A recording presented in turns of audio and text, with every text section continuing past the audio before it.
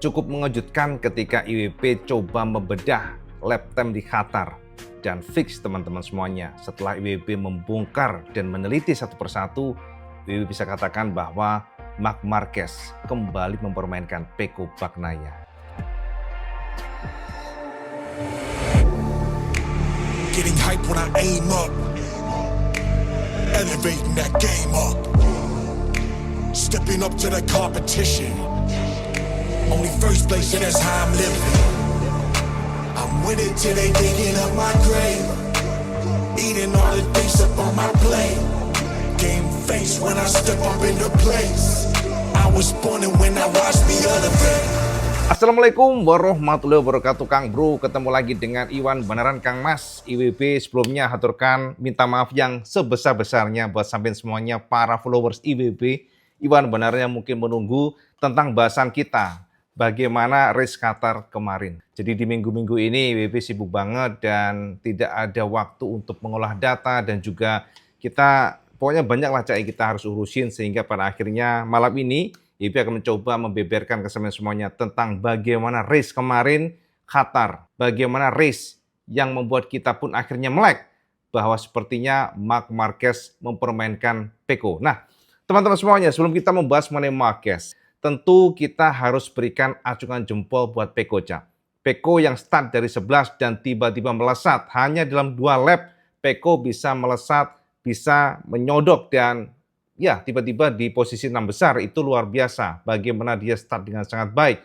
Dia masuk tikungan dengan sangat baik. Dan memang informasi yang kita dapatkan paling update.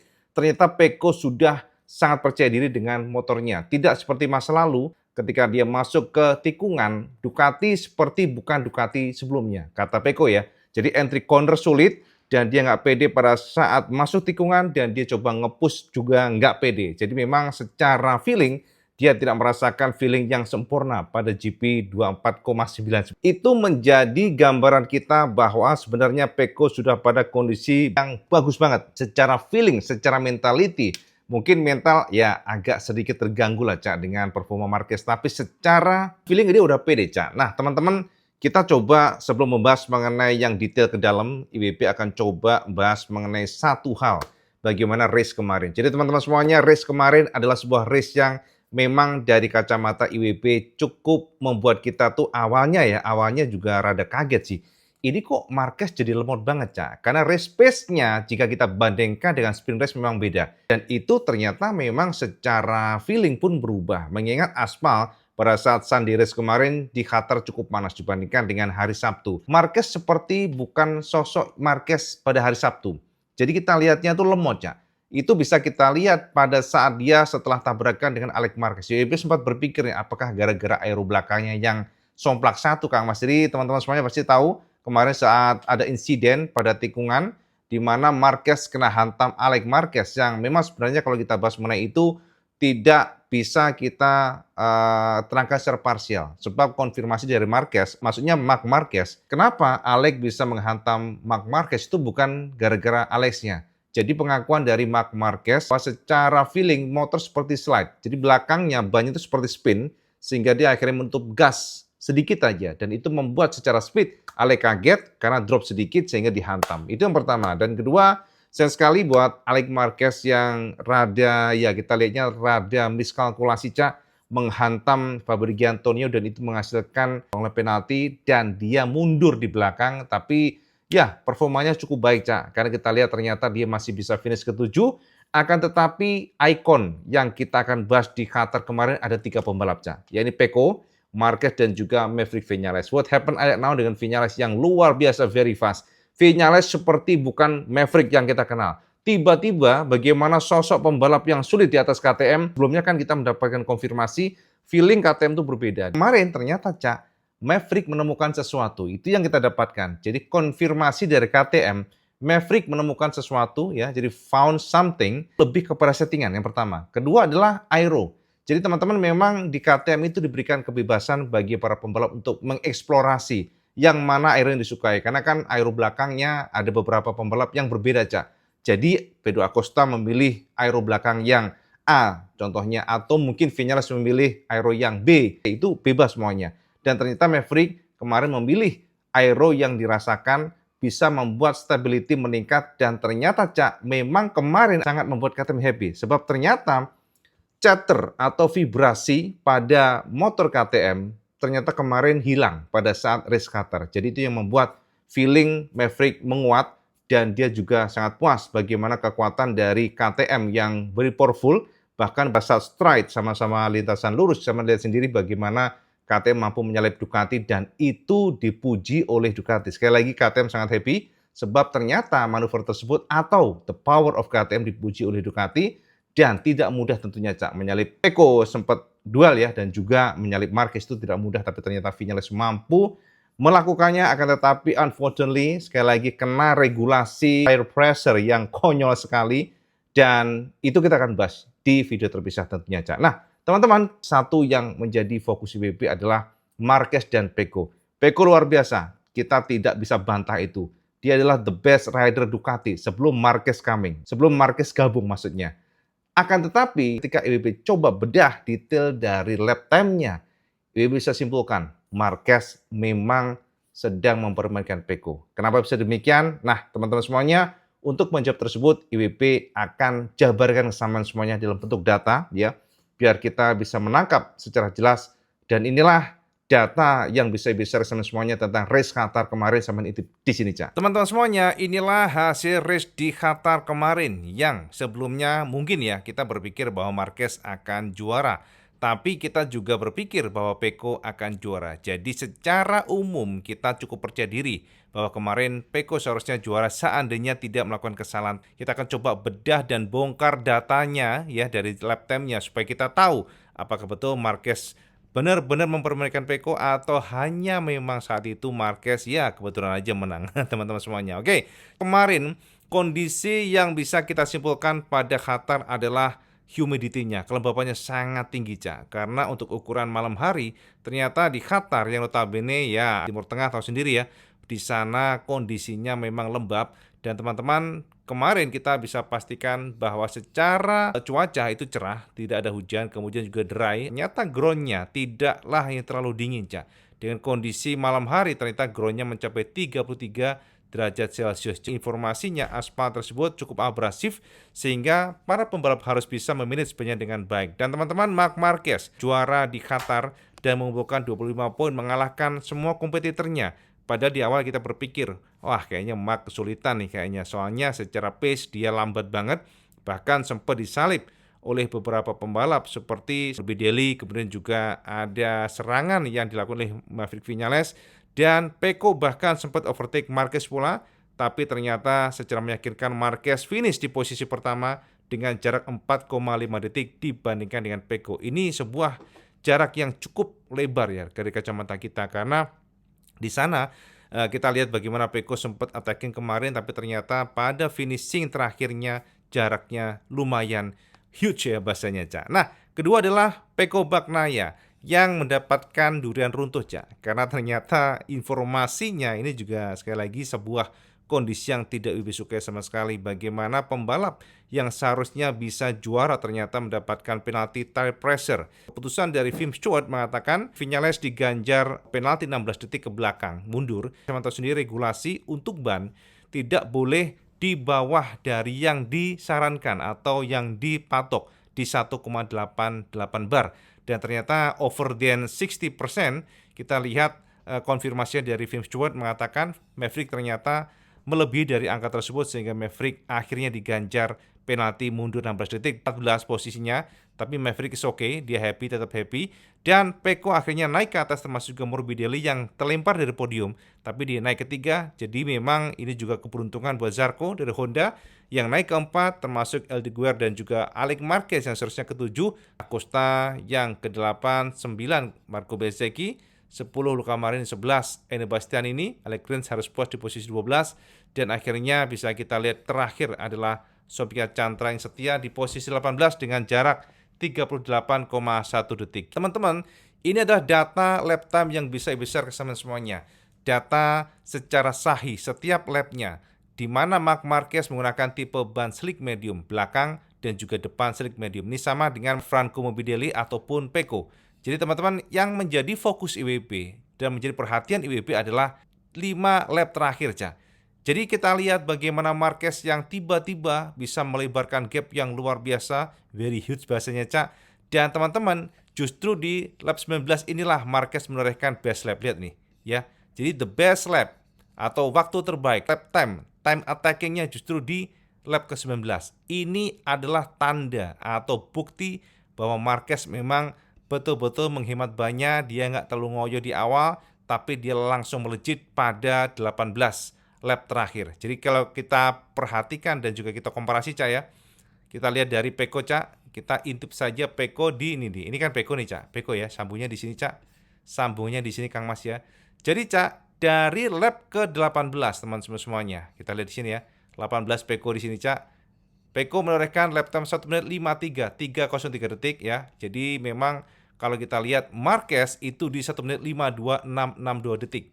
Saya bayangin aja.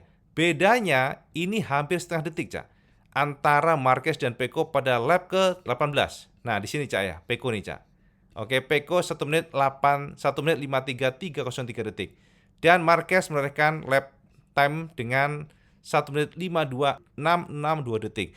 Itu tidak stop di sana, Cak. Karena Marquez pada lap ke-19, jadi seharusnya, Cak, pembalap MotoGP pada the end of the lap itu justru kehabisan ban. Jadi justru melambat pace-nya. Tapi enggak nih. Marquez justru melejit lagi dan lap ke-19, Mark menorehkan best lap-nya sejauh dia membalap itu di lap ke-19. Yakni di 1 menit 52561 detik atau the fastest ever di sana, Cak. Dan di sini di lap 19 Pecco menorehkan waktu 1 menit 53498 detik. Lihat nih ya, kita komparasi ya. Lap 19 Marc Marquez, teman-teman semuanya ini, dan lap 19 Pecco di sini, Cak. Jadi di lap 19 Marquez menorehkan lap time lebih cepat hampir 1 detik dibandingkan dengan Pecco. Maka jangan heran kalau Pecco ketinggalan sampai dengan 4,5 detik pada saat finish, Cak. Kemudian lap ke-20, Mas, ya. Di sini Marc Marquez kembali menorehkan kepala 52, Cak. Dan kemudian 20-21 sama, tapi Pecco di sini, Cak, hanya mampu di 1 menit 53 kepala 53. Intinya itu. Dan teman-teman, ini adalah bukti di mana Marc Marquez memang sekali lagi mempermainkan Pecco. Ketika Pecco mencoba mendekat, kemudian Marquez diulur lagi, tarik ulur lagi, dan fix. Ini adalah bukti bahwa Marquez is in another liga, Cak. Jadi memang itu adalah bukti sahih ya, Marc Marquez melawan Pecco Bagnaia kedua yang nyambung dari sini ke sini, Cak. Dan Morbidelli pun sama ya. Pada lap ke-17 hingga 20 ya terakhir lah yang kita sudah bicarakan tadi, ini adalah Morbidelli di 1 menit 53 sekian. Jadi memang Morbidelli Pecco bukanlah lawan Marquez kemarin di lihat nih Qatar ya. Jadi 17, 18, 19 semuanya 52 ini gokil, Mas ya. Itu, Cak, gambaran bersama semuanya tentang lap time-nya, dan kita intip next-nya adalah ini dia, Kang Mas. Bukti buat semuanya the fastest lap each rider-nya bahwa Marc Marquez adalah fastest rider di sana. Terkencang, menjadi pembalap dengan lap time yang tak terkalahkan ya. Jadi di sini, Cak, 1 menit 52561 detik yang share tadi, dan ternyata itu tidak bisa dikalahkan oleh pembalap lainnya pun kecuali Viñales yang bisa nempel. Viñales secara brilian luar biasa, feelingnya bagus, no chattering, no vibration, dan membuat Viñales mengisi posisi terkencang 2 soal lap time-nya, ya ini luar biasa pada lap ke-6. Lihat nih, Cak, ya. Jadi justru kalau kita lihat di sini Marc Marquez menorehkan best lap-nya di lap 19, Viñales di 6 dan Pecco di 12, maka Marquez tetap terkencang di sini, Cak. Gambaran bersama semuanya dari Ale kelima, 6 Franco Morbidelli, 7 Alguer, Zarco, dan yang terakhir ada Somkia Chantra menjadi pembalap dengan fastest lap each rider-nya. Oke, kalau setelah ini kita langsung menuju ke sini, Cak. Nah, fastest lap tadi, sekarang top speed. Udahlah, kalau top speed kita nggak usah bahas terlalu panjang. Yang jelas engine KTM number 1 Brad Binder, Aprilia nomor 2, dan Agusta ketiga, dan Ducati Fabrizio Antonio keempat. Dan ternyata, Cak, Marc Marquez bukanlah the fastest soal top speed-nya, motornya ternyata Marc justru kalau kita lihat di sini pada ranking berapa nih, Cak? Hampir ke 8 ya, 8 ke 9 nih, Cak. 355,2 km per jam. Jadi ternyata top speed bukan segalanya. Dan terakhir adalah ini, Cak, kita intip. Yes, jadi setelah kemenangan Marquez secara beruntun di Qatar, maka secara klasemen sementara bisa kita pastikan Marc Marquez sekali lagi menjadi pembalap yang menguasai title sementara klasemen ya dengan 123 poin, dan itu membuat Alex Marquez gara-gara problem kemarin ya sodok menyodok dan harus posisi ke-6, akhirnya terpaut 17 angka dari Marc Marquez dengan 106 poin. Sementara ketiga Pecco Bagnaia membayangi dengan 97 poin atau terpaut 26 angka dari Marquez. Lalu Morbidelli keempat dengan 78 poin dan terpaut 45 poin. Fabio Di Giannantonio, Zarco ke-6, luar biasa teman-teman. Honda ternyata tahun ini lumayan pesat ya, dengan Zarco mengisi posisi 6. Di tahun kemarin sangat sulit untuk masuk 10 besar, dan 7 Bezzecchi, 8 Quartararo yang juga luar biasa mampu masuk ke top 8, dan kemudian Ogura 9 ya, Ogura terdorong terus ke bawah. Luca Marini 10, Acosta 11, lalu dilanjutkan Binder, Bastianini, Alguer, Miller, dan pada akhirnya yang terakhir adalah Martin, Cak. Jorge Martin terpuruk sekali. Jadi memang secara mentality dan juga secara apapun itu kayaknya terpuruk banget, Cak. IWB dengar dari Alex Espargaro ya, jadi secara mental, secara feeling semuanya hancur. Itu kata Alex Espargaro. Kita akan bahas nanti pada video terpisah. Dan kemudian konstruktor Ducati sangat-sangat kokoh dengan pertama, dan kita nggak nyangka ternyata Honda bisa mengisi posisi kedua, ini melesat dibandingkan dengan tahun sebelumnya. Jadi Aprilia melorot ke 3, Cak, konstruktor pabrikan ya, kemudian keempat KTM, dan terakhir Yamaha. Dan tim Ducati Lenovo pertama pastinya BK8, Gresini kedua, Pertamina Enduro ketiga, dan Red Bull KTM keempat, Monster Energy Yamaha kelima, LCR Honda ke-6, Honda ARC, Castrol ke-7, Trackhouse 8, Aprilia Racing 9, dan Red Bull KTM Test 3 ke-10. Lalu Prima Pramac Yamaha terbelakang di sini, paling buncit dengan posisi 11. Itu, Cak, gambar bersama semuanya bagaimana kuatnya Marc Marquez, dan betapa kita lihat bahwa secara lap time dan lain sebagainya memang Marquez is number one, is king of the king di Qatar kemarin, Cak. Nah, jadi gitu ya teman-teman semuanya, penjabaran yang gamblang, dan itu sebuah bukti bahwa Marquez tidak hanya memang pintar secara skill, akan tetapi dia pintar strategi, pintar mengatur ritme dari motornya. Teman-teman semuanya, tentu kita coba klopkan dengan pernyataan lengkap dari Marquez, karena tentu saja dari data memang betul kita sudah sodorkan semuanya, tapi tentu saja data kan dari asumsi kita. Walaupun sebenarnya ini sudah bukti yang sahih, bener nggak? Data kan jelas, Cak. Ada angka-angkanya yang memberikan kita gambaran secara jelas dan gamblang, tapi tentu kita nggak afdol kalau tidak menyodorkan pernyataan lengkap dari Marquez. Marquez mengakui ternyata Marc mencoba memanage semuanya. Pikiran Marc adalah bagaimana mengirit ban. Dan sepertinya dia menunjukkan bahwa, oke lah, nanti kalau saya menang nih, Pecco kan di belakang startnya. Maklumlah, menang orang Pecco dari belakang. Tapi Marc kemarin seperti menunggu Pecco, Cak. Dan itu dikatakan Marc, pada saat Pecco menyalip dia, saat itulah dia langsung berpikir, oke, inilah saatnya mulai untuk serius menyerang. Itu kata Marquez. Nah, teman-teman, inilah pernyataan lengkap Marc Marquez yang bisa terjemahkan dari MotoGP saat detik-detik bagaimana dia mencoba untuk memanage bannya, dan kemudian di saat yang sama dia akhirnya benar-benar geber motornya, dan di saat itulah kita lihat bagaimana Marquez secara brilian finish di posisi pertama. Dan ingat, Cak, Qatar bukanlah teritori Marquez. Qatar adalah sebuah sirkuit yang tidak disukai Marquez, dan ternyata Marquez juara di sini. Dan kita intip apa pernyataan Marquez berikut kata Marc yang kita terjemahkan dari MotoGP.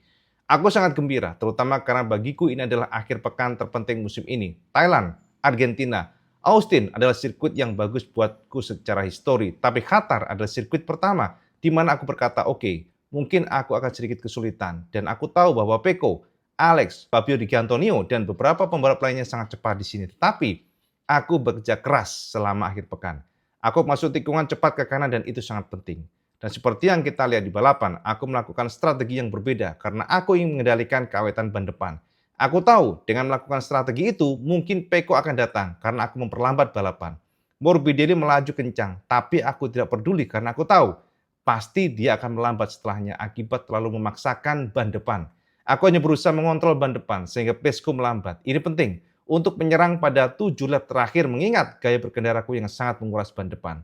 Apalagi di sirkuit ini kami banyak berjuang, tapi kemudian kami menunggu dan ketika Peko menyalipku, ingat Cak, ini kata-kata Cak ya. Dan ketika Peko menyalipku, aku berkata, "Oke, sekarang saatnya balapan sesungguhnya." Dan mulai dari sana aku memacu motor. 7 lap terakhir saat aku menyalip Viñales, aku hanya sedikit meningkatkan pengereman, dorongan, putaran, dan mencoba lebih banyak menggunakan ban depan. Disitulah aku bisa melebarkan gap serta menang. Aku gembira bisa menang di sini, sirkuit yang secara histori sulit buatku. Itu kata Marquez, Kang Mas. Pengen aja, Cak. Ya, seri gamblang sekali ya. Sepertinya Marquez memang benar-benar sepertinya benar-benar memperlambat pace-nya dan itu terbukti, Cak. Akhirnya Peko datang, Peko senang sekali karena dia merasa lambat ternyata Marquez nih. Bisa aku salib dan terbukti, Cak. Setelah itu, setelah disalib oleh Peko, disitulah dia berkata, oke, ini waktunya balapan. Gila ya, Kang Mas ya. Jadi itu ada sebuah bukti dan itu sebuah pembuktian ke khalayak umum semuanya. Walaupun secara start mungkin Peko di belakang, tapi ternyata untuk balapan Marquez menunggu Peko, baru dia nge-push dan terbukti, Cak. Kalau kita lihat dari semuanya, lap time-nya, pace-nya, dan juga kepedeannya, teman-teman semuanya, fix tahun ini Marquez berbahaya. Itu dari kacamata IWB, Cak. Fix Marquez very strong, Marquez sangat sulit dikalahkan, kecuali dirinya sendiri. Ingat, Cak, dari pertama pembukaan musim ini, Cak, Marquez tak pernah sekalipun kalah. Sekali lagi, tak pernah sekalipun kalah, kecuali kesalahan dia sendiri. Ingat, di Austin itu adalah kesalahan Marquez sendiri. Dia masuk ke curb dan dia crash. Tapi secara lap time, Marquez unbeatable. Itu yang harus kita lihat. Dari balapan sprint, dari kualifikasi, sahabat pool, sprint, Sunday race, dan hanya bobo di Austin. Sementara kemarin di Qatar, comeback lagi, menang, full sprint dan menang lagi. Artinya apa, Cak?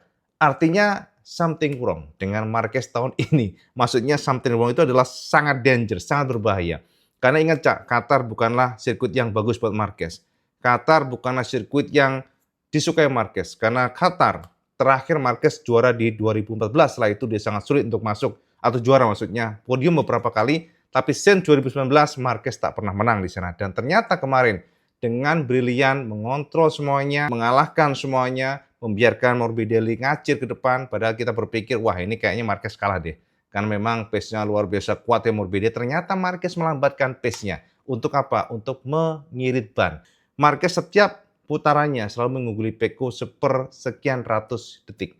Dan itu sudah cukup membuat Mark ya juara pertama dengan gap mencapai 4 detik dengan Peko sih, kalau dengan Viñales 2 detik dan ternyata Viñales unfortunately kena penalti tire pressure dan itu ya keberuntungan buat Peko pastinya, Cak. Jadi secara general itu yang bisa resume semuanya tentang bagaimana di Qatar kemarin, Cak, Peko dan Marquez dan sejauh ini memang ada pernyataan menarik dari bos Ducati, Cak. Jadi nggak hanya dari peneliti atau pemerhati MotoGP seperti IWB, tidak, Cak. Tapi ternyata Tardozzi, Kang Mas, memberikan pernyataan lengkapnya. Yang ini besar sama semuanya, bagaimana Tardozzi memberikan penekanan bahwa Marquez, kalau dari kacamata dia sebagai sosok yang sangat penting di Ducati, atau orang yang berpengalaman di balapan MotoGP, dia melihat dengan performa Marquez, jika konsisten seperti ini, maka Marquez akan bertahan mendominasi dalam 4 hingga 5 tahun ke depan.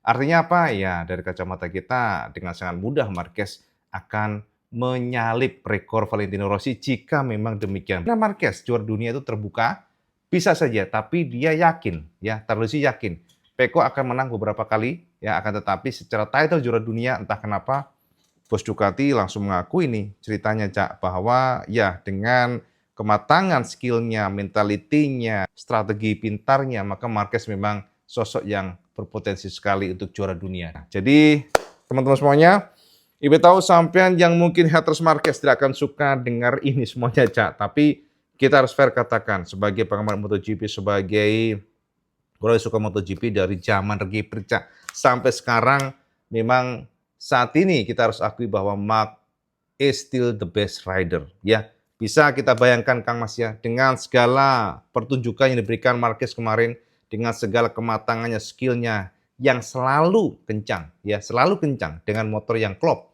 dengan the same weapon, kata Marquez. Pengen aja kalau Marquez di tahun 2020 tidak cedera, ya tidak problem, dan tidak mengalami hal yang tidak mengenakan hingga dia harus istirahat selama setahun penuh. Kemudian comeback dengan kondisi tertatih-tatih gara-gara cederanya. Saya bisa bayangin nggak kira-kira Marquez akan seperti apa rekodnya? Itu aja, IWB nggak banyak ngomong, tapi saya bisa bayangin seperti apa rekod Marquez jika dia tidak cedera. Ya, ini hanya berandai-andai, Cak, tapi secara logika kita memang dia adalah pembalap yang special, talented, ya, itu aja, Cak. Dan terakhir, Kang Mas ya, next kita akan menuju ke Jerez, sebuah sirkuit yang seharusnya Pecco akan very fast. Tapi ingat, di sana Marquez juga sangat kuat ya, Marquez very fast juga. Jadi sama ingat nggak bagaimana menggunakan GP23 Marquez mampu ngerecokin Pecco di tahun kemarin di Jerez. Dan dengan the same weapon, apakah Marquez akan kalah dengan Pecco nantinya atau justru kita juga akan diberikan tontonan dominasi Marquez. Mari kita tonton saja seperti apa, dan yang jelas apapun itu, Cak, MotoGP masih panjang serinya, jadi masih long journey, masih long way to go. Jadi jangan pongah dulu bagi fan Marquez, dan juga buat fans Pecco jangan frustasi dulu, dan juga jangan sensitif kalau kita membahas mengenai ketajaman Marquez. Memang ya kita akui bahwa Mark luar biasa di Qatar, dan IWB katakan dengan motor yang sama, sepertinya Marquez memang akan sulit dikalahkan oleh Pecco. Jika seandainya nanti ada beberapa kali dikalahkan, itu hal yang maklum, tapi untuk title juara dunia, entah kenapa Marquez sepertinya akan menjadi juara dunia. Kita lihat saja dulu seperti apa di Jerez, Eropa, baru kita akan konfirmasi lagi tebakan IWB ini. Itu aja, Cak, update IWB. Sekarang komen di bawah, Cak, kira-kira apakah Saman yakin Marquez akan juara dunia? Saman komen di bawah, seperti biasa, kalau Saman suka video, Saman like, share, dan subscribe. Ojo lali, Cak. Saman selalu terima waktu, karena itu yang paling penting. Assalamualaikum warahmatullahi wabarakatuh. Salam kendos.